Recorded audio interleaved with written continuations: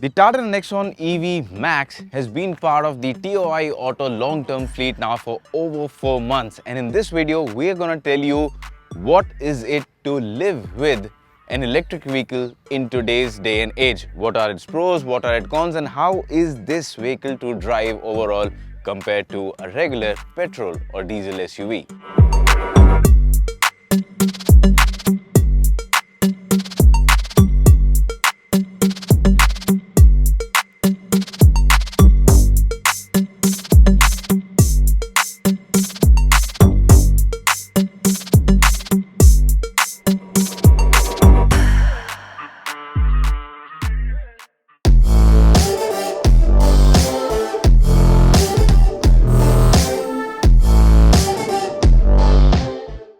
But before we go ahead and tell you more about the performance of this vehicle, let's get the design and the cabin out of the way. Now quickly, when you compare it to a regular Nexon, well, it does not look starkly different. However, you can find those changes.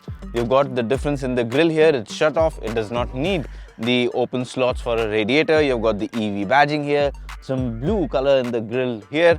But the biggest change, when people see this coming, the biggest differentiator in design is not part of the design but this green number plate, which will tell people that this is an electric vehicle or this is an electric Nexon.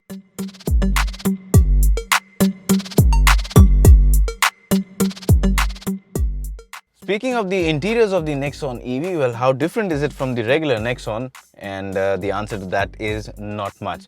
There are some subtle differences. You'll find these blue theme things, the blue accents around the instrument cluster and the air conditioning vents also near the drive selector, but that's about it. And how is it to look at? Well, it's a regular Nexon cabin and I think it looks good. It's a well-appointed interior, looks and appears to be solidly built. The material quality again is good, and of course the fact that you get very good seats, and these are light colored seats, so it just adds to the airiness of the cabin. In terms of features also, the Nexon EV stacks up really well. You get ventilated seats which come in really handy during the warm times, and you also have this nice touchscreen infotainment system.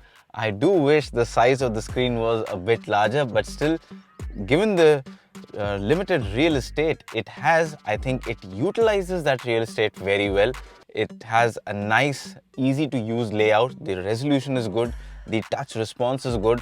It gets Android Auto, Apple CarPlay, and beyond that it also offers good clarity in terms of the reverse camera. So that again is something that not every vehicle in this segment has, but this does. Adding further to the features list is this wireless charging tray here, and you also get an electric sunroof, which a lot of people love, and unfortunately a lot of foolish parents have their childs poking their head out of it, but yes, there is a sunroof in the car. You also have a nice looking instrument cluster here. The difference from the regular Nexon is that the display is different because you get the displays related to the charge, the regen, also the kind of drive modes you're using, the range you have left in the battery.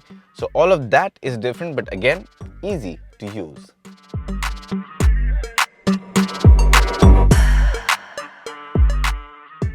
At the back also, the space remains unchanged from the regular Nexon, and I think that's a good thing because the Nexon has been a spacious vehicle right from the start. You get good knee room, leg room, headroom.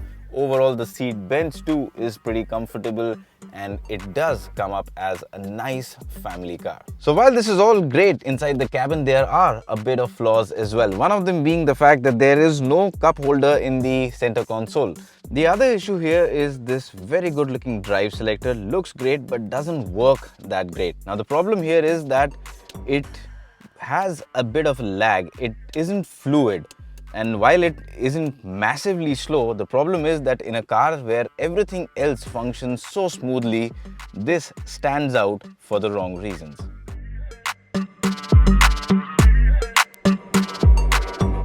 Now before we go ahead, if you've made it so far, you're liking this video, so please hit that subscribe button and click that little bell icon so that all our future videos can come to you. And now on to the most important bit, the driving part. So the Nexon EV comes with a 40.2 kilowatt hour lithium ion battery, and it gives you a claimed range of 453 kilometers. But that's the claim. We're here to find out what's the truth.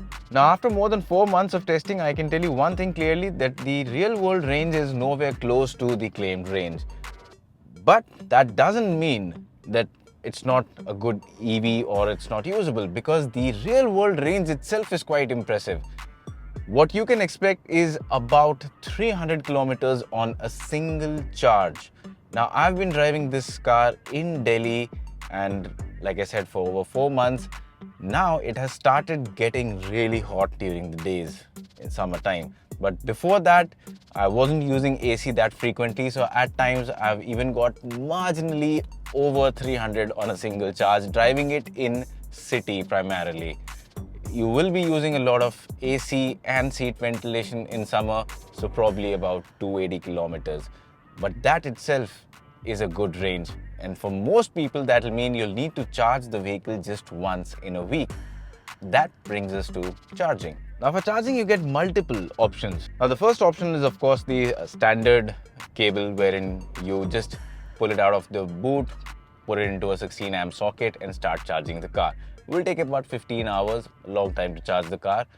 In short, it will take you about 7% per hour. So it will get charged 7% every hour in a normal charging situation, which is your home outlet. And if you're using the wall box charger, which will come with the car, it will get installed at your workplace or your home.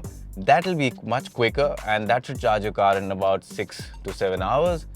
On a fast charger, of course, depends what kind of a fast charger you're using, whether it's a 25 kilowatt hour charger or a 50 kilowatt hour charger. On a 50, you should be able to juice it up from 0 to 80% in about an hour.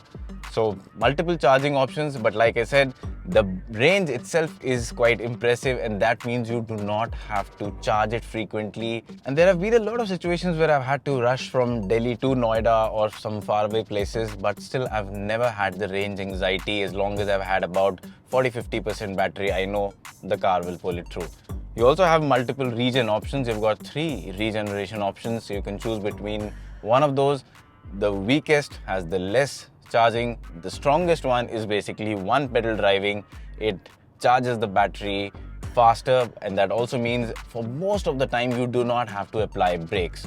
So that again helps you extend the range depending on how comfortable you are with the regen. In order to extend the range further, you can also switch between the drive modes. So you can of course be in city, you can go into sport, have more power, but that will come at the cost of range. Or you could switch to eco, which I found out to be perfectly fine for urban environments. For commuting in traffic, I think the eco does a good job, and it just maximizes efficiency so that you get more kilometers out of every charge.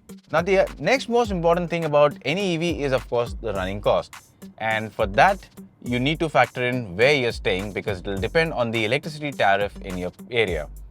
I can give you an example of the place where I'm staying now in Delhi. Here I'm paying about 7 rupees for a unit of electricity, and the battery capacity is 40.2 kilowatt hours. Simple words, it means it will require about 40 units of electricity for a full charge. So I'm paying 7 rupees per unit.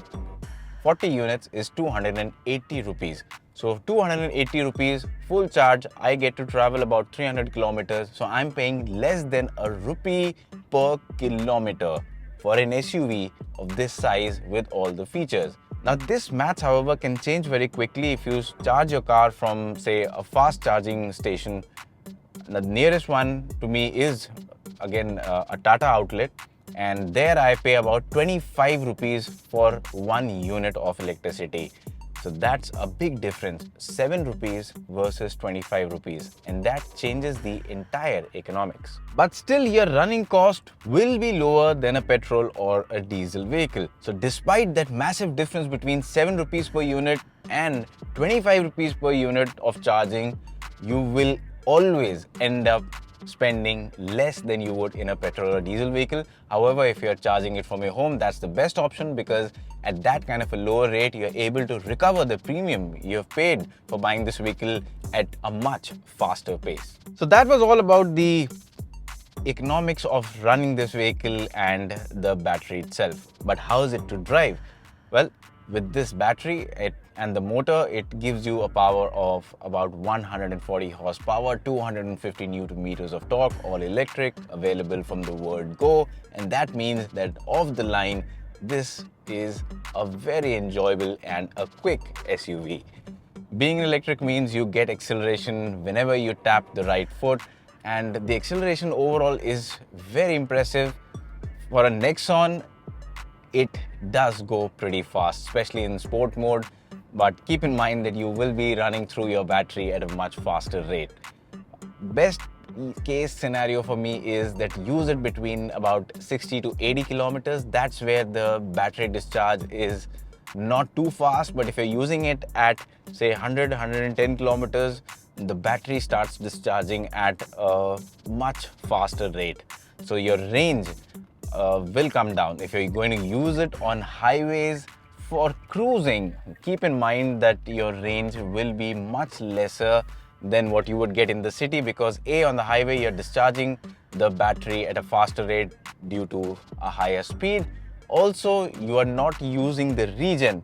In city, the regen continuously keeps putting power back in the battery. On the highway, that's not happening. So always keep this thing in mind, that on the highway your range will be less than in a city, which is opposite to a petrol diesel vehicle. A petrol diesel vehicle gives you better efficiency on the highway. An electric vehicle gives you better efficiency in the city. But beyond that, the Nexon EV Max is good to drive. Nothing that stands out of it. It feels like a regular vehicle to drive. You just need to get used to the regen part, and once you have done that, I think it's very easy. The fact that it's silent just adds to the refinement and the overall premium cabin levels. So I think yes, I mean, overall I quite like the Nexon EV Max in terms of driving. The only one thing that needs to be improved, in fact the second thing, I already pointed out one, which was the drive selector, and the second thing that needs to be improved in this vehicle are the headlamps. In night when you're driving, the headlamps are just not enough. The illumination can be much more better. So these are the two things I hope Tata Motors works on and improves in the Nexon. So yes, overall I think the Nexon EV Max is a brilliant vehicle to drive. It's efficient, it gives you enough range to not have range anxiety. It is super smooth and comfortable to drive. It can also be fun to drive when you want it to. So yeah, I mean, all the good things that you would want in a vehicle, it has. But on top of that, it is an EV, and it's an EV that does its job pretty well. And that brings us to the last part of this video, which is the pricing. Now, if you look at the prices, which you should be able to see on the screen right now, I think the Nexon EV range, or the Max specifically, has been priced in a decent fashion. I wouldn't say competitive or aggressively, because I think there is still room for some improvement. But if you look at the overall value for money equation, I think this car offers a very good value for money equation. For the money spent, you get a car that gives you everything that any petrol or diesel car would give. But in turn, you also get something which is good fun to drive. It's easy to drive, and you get good range out of it. The other concern that a lot of people might have is battery cost. On that front, there is an 8 years or a 1,60,000 kilometer warranty to give you peace of mind. So should you buy one or not? Well, the simple answer to that is why not? As long as your primary usage of the vehicle is in the urban environment, I think the Nexon EV Max is a brilliant vehicle. It is probably the only electric vehicle in the mass market segment that is pretty much a no-compromise vehicle. And also, because of the fact that it is spacious, it is good to drive, it gives you a good amount of range and has multiple charging options, this can be an EV which can be your only car and not necessarily your second or third car.